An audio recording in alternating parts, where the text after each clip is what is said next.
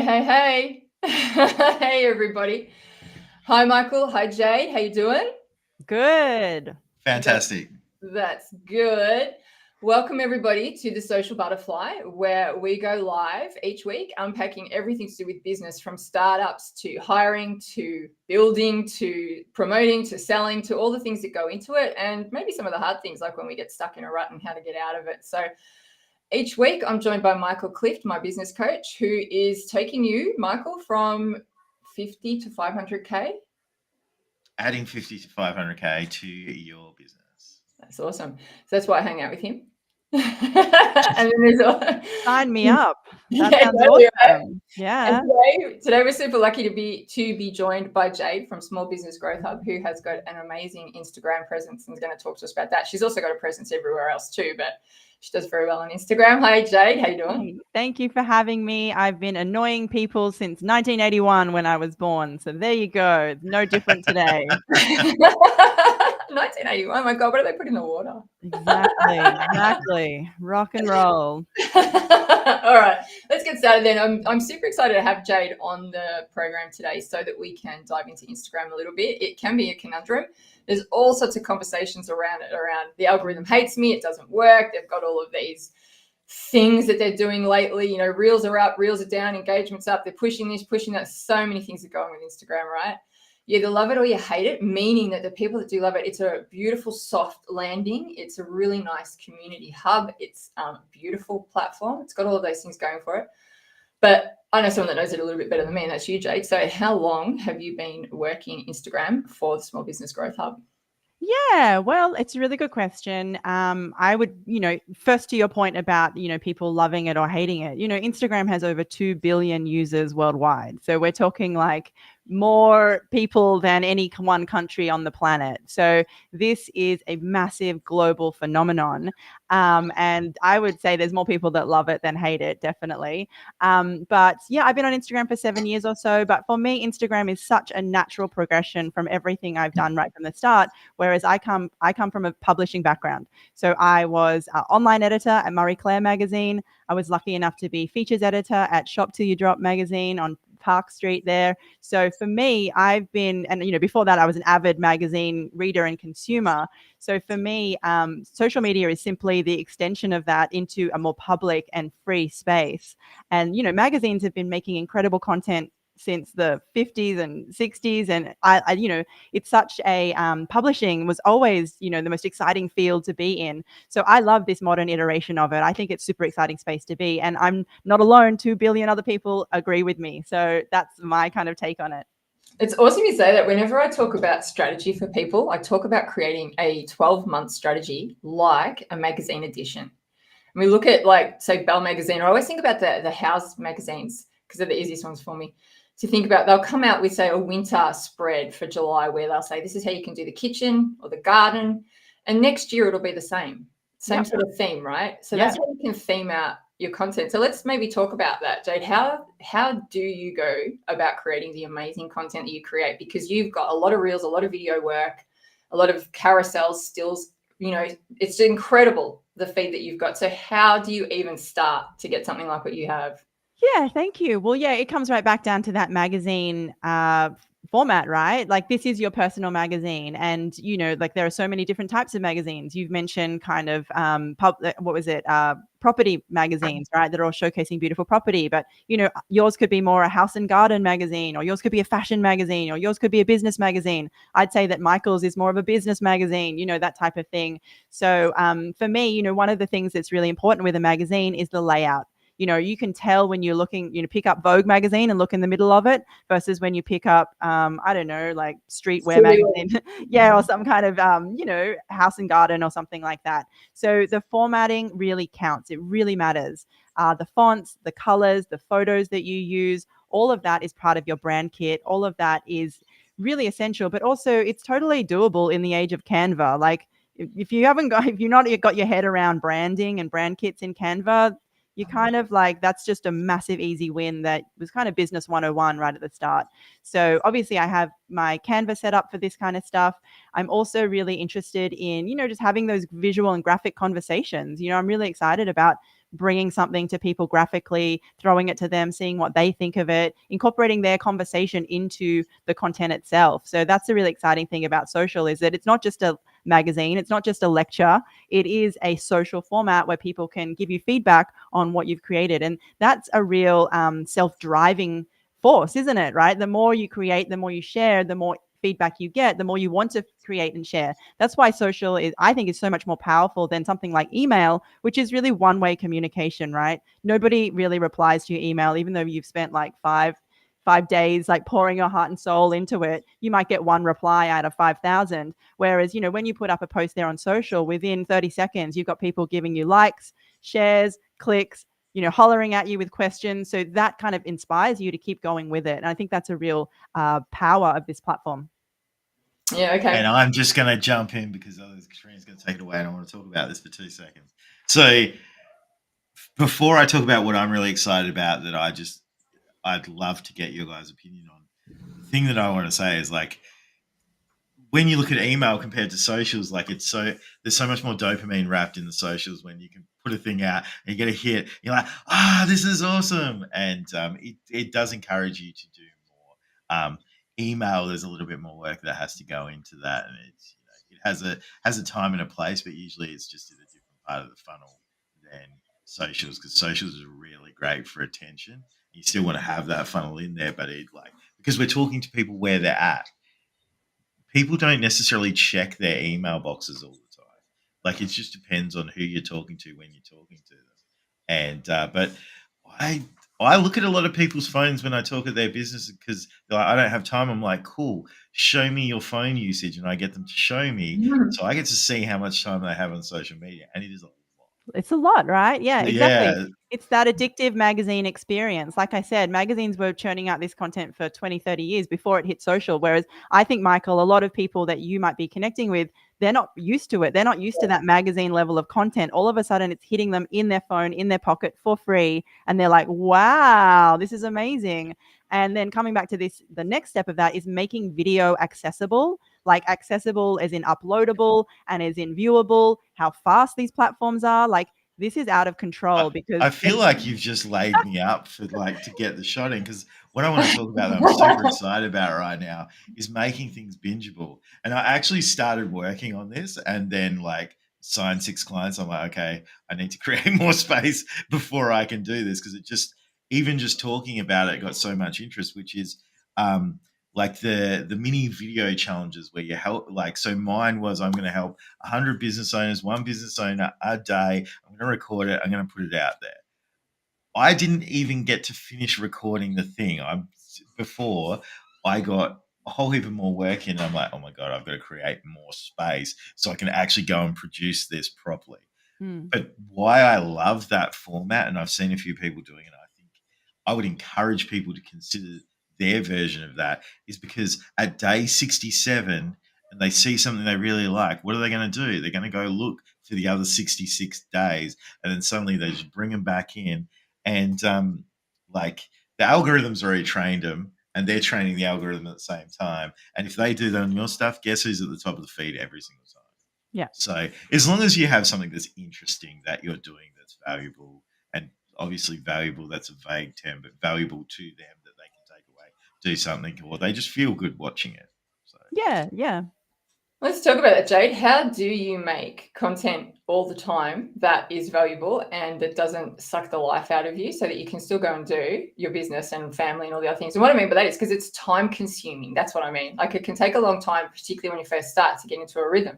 You're in a great rhythm. So how would somebody who's trying to navigate Instagram to bring out content consistently, how do they do it?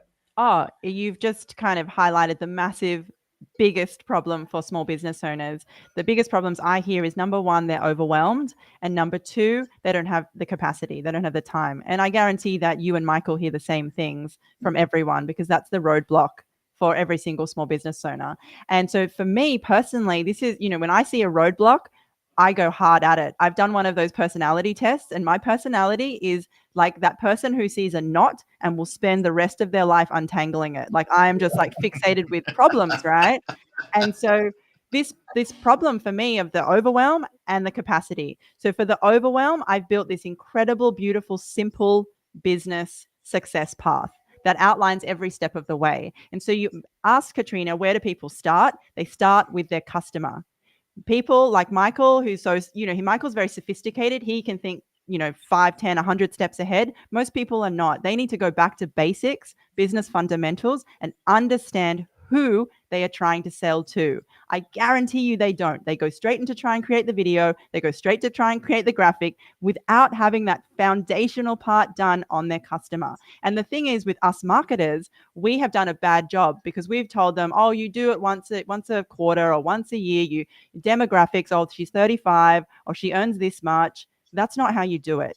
The new way to do it is to use AI and use ChatGPT and get a 3-dimensional ongoing conversation that's iterative and responsive and lives with you in your pocket, so that every single touch point you create, you show it back to ChatGPT, who is now your customer avatar, and you say, does this connect with you? Is this touching your pain points? Does this lean on your gain points? How can I make this better? And you get ChatGPT involved. And this is it is like crack cocaine to my digital marketer brain, because I'm just like, oh my God, we just solved the problem, didn't we? We got rid of the capacity issue and we've delivered this incredible roadmap that is so doable for any mum of 3 sitting at home. So that for me has been like just petrol on the fire for this whole game. Yeah. So sorry, Michael. I just want to hop in off the back of that, because I agree. You need to have a framework of just like, okay, this is who I'm talking to. This is what I'm talking about. This is a solution that we solve. One of the things that I see is people really want to spend so much time there that they don't actually go and do the thing. And the problem with that is that everything on this side, that is, we work with ChatGPT, we do all this, that is a thesis. We need to go and put that into the real world and test it, so that then we can get feedback from real people to see what is happening and what's going on. So this is the shortcut over here. And Jade has some amazing stuff. If you are struggling, go see Jade. She's got it all there. She's got the free stuff, and then she's got a paid group, which is I'm in it. I was going to swear. Anyway, it's awesome. And from that perspective, yeah. Sorry, a little plug there, not intentional. no. If you get a swear about it, that's a great endorsement. Yeah. Like, okay, it's fucking awesome. It's amazing. And like Jade pours her heart and soul into that. So, but the thing is all of that stuff is great, but you have to do the thing. And if you're like, oh, I can't do it, it's like, go and look at my Instagram or my Facebook or something, and go look at all the dopey photos that I put up, and I'll just go or like, and what it does is it just gets you in the habit of doing is actually putting something up there, and then you get better by doing more. How do you do the stuff, Jade? So you've got chat. It's all here. Got chat powering on. Yeah. So today what I'm demonstrating at 1:00 is I'm actually demonstrating what Michael has mentioned. Because again, it's the block of doing the thing. People don't want to do the thing, right? So even though, and I was just going to say, like when we talk about, the customer, that's the first step in the larger marketing strategy. So obviously we've got incredible minds like Donald Miller, who's outlined the 7-part SB7 framework. That's a strategy we should all be following. But again, Michael, you've highlighted a key point. People don't like doing the thing. They're nervous about it. They have imposter syndrome about it. They have a number of emotional and mental blocks around it.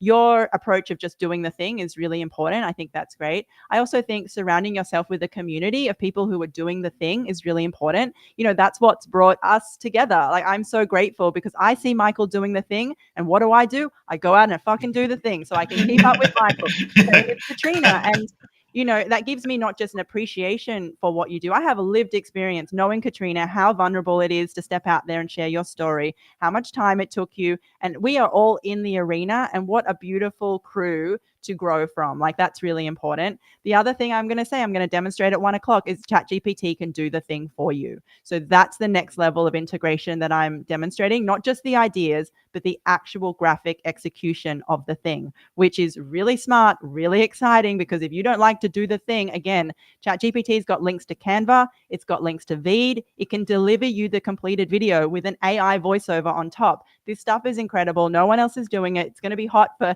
the next 6 months before the world catches up. So that's why I'm so passionate about it and getting on top of it, because like this is the dream. Well, I'm thinking about some of the people that are AI resistant or are video resistant, or maybe just starting out and don't even have a clue how to actually do it. So best thing for them to do, number one, is come to your program or come to your session at 1 o'clock and just even have a look, so that they don't have to do everything, right? They can just see what the future holds. But if I'm just, starting out and I want to do a couple of posts a week, AI will get me my client avatar, so then I can start to lean into the pain. And then how do I actually structure my week around creating content so that I can know what I'm doing each week? Yeah, I think that just comes back to, the basic organizational tools, whatever you use, whether that's Google Sheets spreadsheeting, or you have Notion. I use Notion as a productivity tool with my calendar mapped out. That's basic time and calendar management. And, for every small business owner, that should be like a skill that they've mastered long ago. But I know that it's challenging. Like, obviously, I'm a mom of 3. I've got kids who are 6. It's my daughter's birthday today. Like, it's like hardcore over here. So I know that it should be kind of basic, but it is still a challenge for everyone. Even all of us getting together in this room is a mini miracle, right? Because I know how busy you guys are. And, time and calendar management is always one of those things. So for that solution, Katrina, they'd be looking at one of your services, right? Because they can either try and do it themselves and fall and slip and fail, or they can outsource it to someone that they pay who is on the hook for getting it done. And that's how stuff gets done, like anything, like any task in life. All right, Michael? Do we just want to just show what a hectic calendar looks like? I'm happy to open up my calendar and go, here you go. Show yours. Because what I've been doing is I've actually been working, I've got 4 clients that are working on this right now, because as much as we go, you should be able to work out time, it's one of the big issues that people have. So let's see if it's going to let me share the right screen. Just to give an example, this is so that I can be on these things. This is what my calendar looks like in a day. That is this week live right now is what my calendar looks like. Yeah. And I love seeing this, Michael, because I love seeing particularly that your kid and your parent duties on there, because for so long, those home family duties have been hidden and carried by women silently. And I love that you are sharing this, because now we get to see it visibly and aligned in a priority with your business activities. And I think this is a really great step forward for kind of both genders to come together and really acknowledge the workload that goes into managing a family alongside managing a business. That applies to 9-to-5 employees as well as self-employed employees. And I just really appreciate you sharing that, because the work that women have long done at home and that now is kind of being shared in a more teamwork style environment is really significant. So my hats go off to any parent who is managing work as well, like you are, Michael. I think that's really impressive. And I don't want to segue, but I just want to touch on that for a minute and just give you an example of the morning. So I actually had an F45 for me to go there this morning, but I've still got leftovers of bronchitis and I'm on steroids and I've got all the stuff. So I can't go do the sessions because you wouldn't have me here otherwise, because I don't have the capacity to do that right now. So actually Laura switched her gym session and she went to a double gym session this morning while I got the kids ready for school and helped them out, did all that stuff. Came home, admittedly, she remade Freya's lunch and did the stuff like that, checked Amanda's lunch. And then she, our kids go to 2 different schools, so she took Sandra, I took Freya to school, and then I've come here. So it's, we're sharing. I don't know how you guys do it. Betty, my wellness coach, has me at 5:30 in the morning walking her, and that's it. She's outside now for the whole day. So apparently you can't do that with kids. All right. But I just want to get back to Instagram just for some people that are super interested in how to grow it and do things with it. First question, Jade, how do you grow to 1,000, or you've got a 120,000 odd followers? Doesn't happen overnight. How do you get there? What are some things that people can implement to do that? And what's it like having 120,000 followers? Well, I will bust the first myth for you. I think that, Instagram's done an amazing job because followers have really become social capital, right? Followers is really your public bank balance, right? And so obviously when you see someone driving down the road in a Maserati, you're like, wow, that guy must have his life sorted. And having 100,000 followers is a similar kind of vibe. But I'll just bust that bubble for you and bust that myth. Nothing changes. that is very it is not ascension. It is not like elevation. You don't like raise your vibration to nirvana by getting that. And in fact, you know, the reality of it is that, you know, life is a treadmill. Small business is a treadmill. Instagram is a treadmill. Content creation is a treadmill. And that's, on one side, it's good to be on a treadmill. It gets you active. It gets you out and about. That is why we are here on this call. But on another side, when that treadmill becomes too fast or too much, that is when you head to burnout. And we've heard Michael dealing with bronchitis. You know, then you have a sick kid. Then you have, you know, parents who need help. You add all these things into the mix, and you got to run really, really fast. So I am extremely grateful for being able to run fast. That is one of my skills. But, you know, I totally appreciate other people who don't want to run as fast or don't see it as something for them.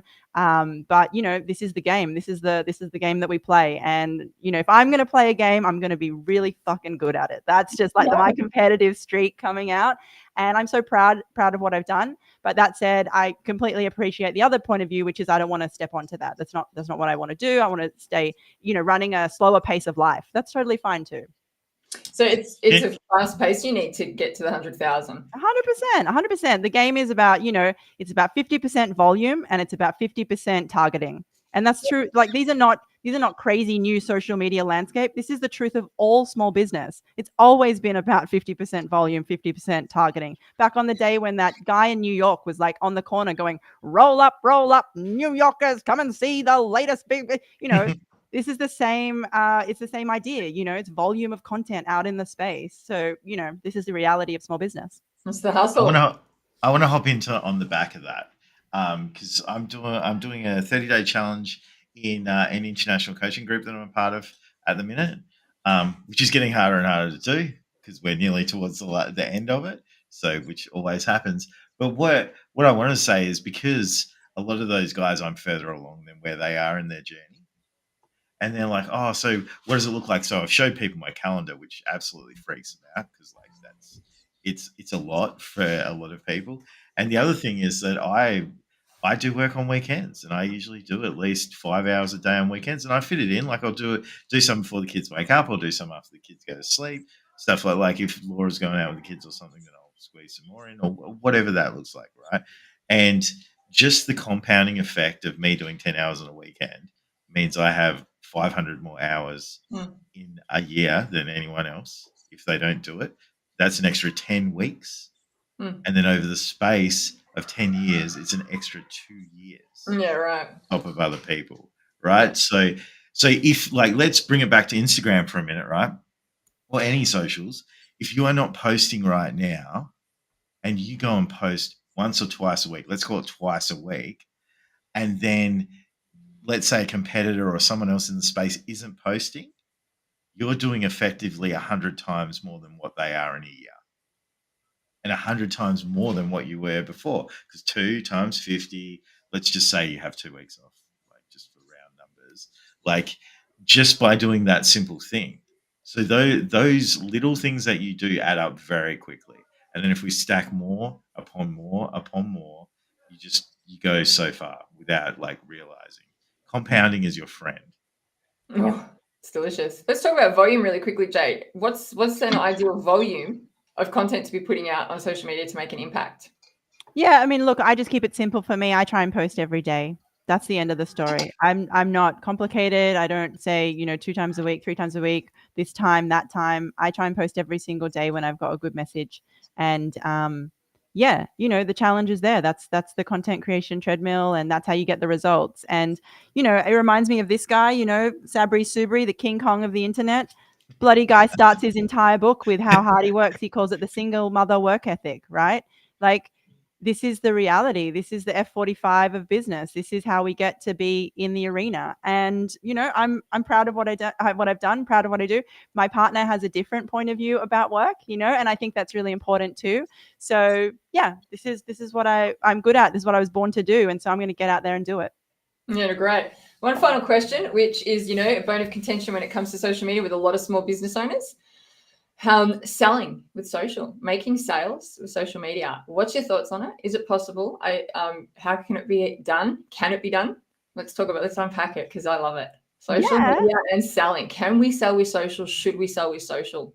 Oh my gosh. Do you mind if I share something a little bit for a minute? I'm just going to bring it up. Yeah, look, I think this is just a crazy conception out there that people have, that social is not for monetary benefit. I'm like, what are you talking about? I think people have these really strange demarcations in their mind, like a website is legitimate and that makes me a business person. Oh, but social media, that's just play fun time. That's superficial. I couldn't make or monetize that or make a living from that.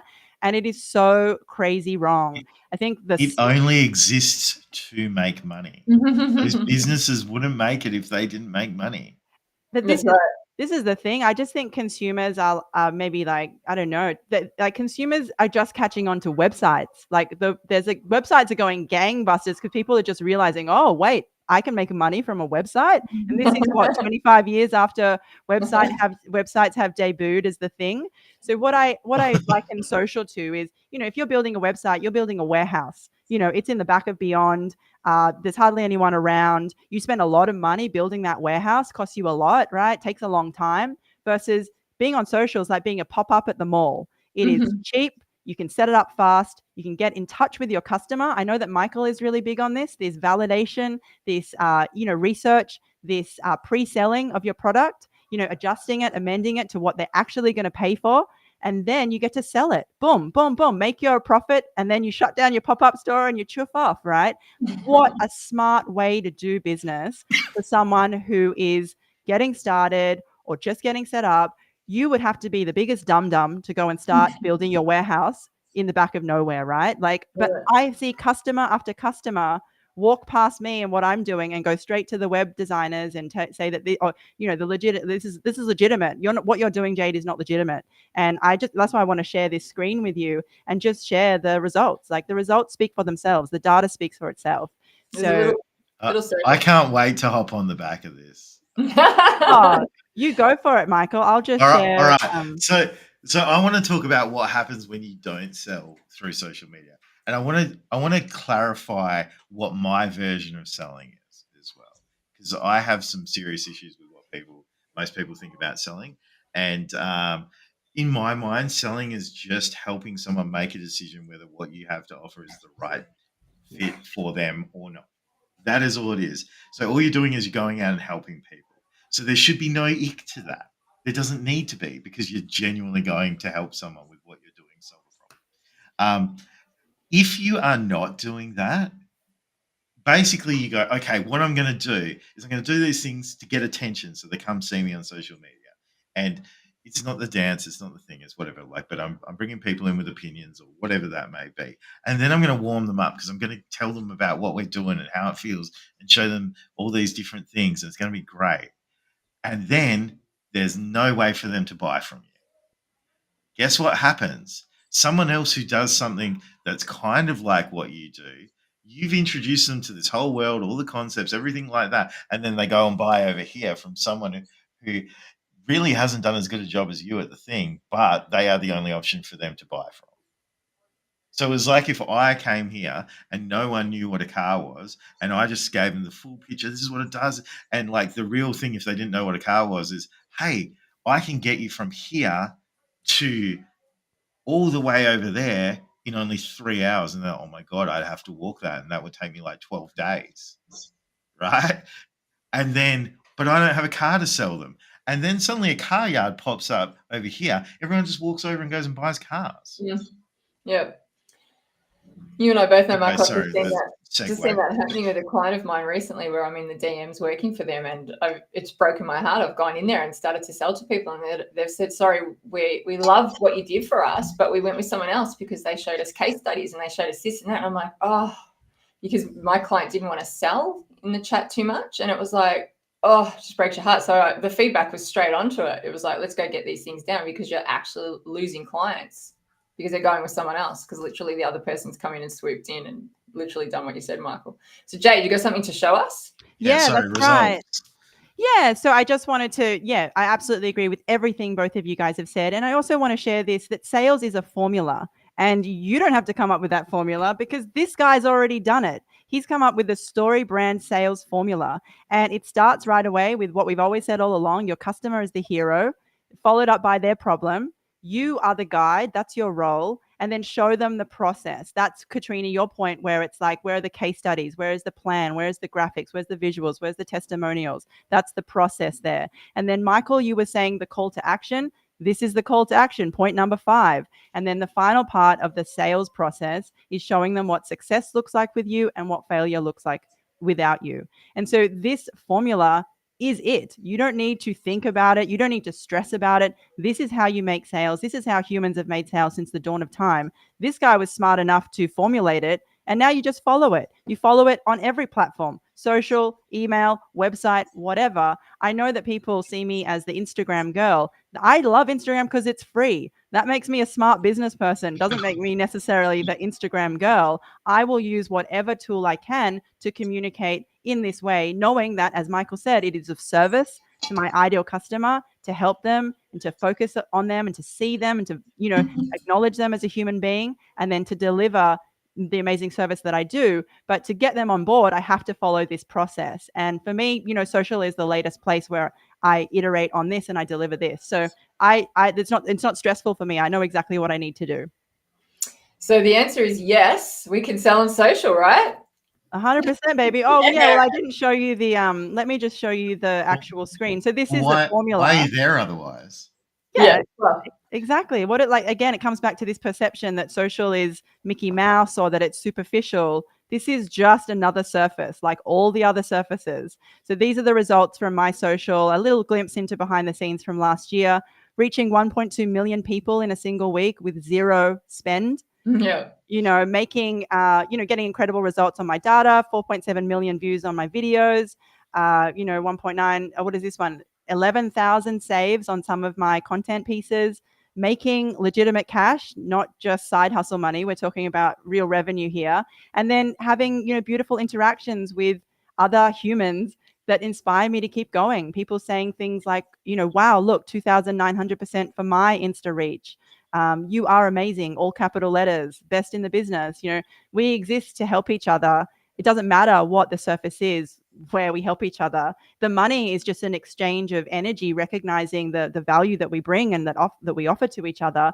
For me, I don't care what the window is. I'm going to get out there and help people in this world. And I know that Michael is just as passionate about that. And Michael, you're really ahead of me because you've been saying this all along. And I appreciate the way you've articulated it. And that is really that's brought me to working with you. So you're a model of your own ethos. Yeah, you guys are right, doesn't he, Michael? Just help people. How many times have you guys heard me say that? Especially when I'm there going, should I do this? You're like, just help people. I'm like, okay, I'll go do that. Right? It's such a good anchor and a good guide, isn't it? All right. Well, then, so in relation to the whole Instagram conversation, if we wrap it up, just get on the treadmill, create the content, do the thing day in, day out, incremental. Like you're in business, go run the marathon because that's what we're here for. Show up, use Instagram as a window. I love the way you said that, Jade. So it's a window. Roll it out if we want to, like a magazine. Think about it like that, which is really cool because we can measure it year on year and see how it's going. Don't be afraid to sell. That's what we're here for. And just help people. How's that? Anyone got anything else to add? Don't be shit. All right. Well, on that note, Jade, thank you so much for sharing behind the scenes and what it's like to, be on the treadmill. Michael, as always, thank you for bringing your inspiration to the room. It's incredible. Everybody else out there, thank you for being with us this week. If you'd like to learn anything more about Jade, we'll have some links at the bottom. And of course, Michael, you can catch up with him as well. And if you would like any topics discussed, by all means, let us know. And if you'd like to appear, let us know as well, because we'd love to have you. Thanks, everyone. See you.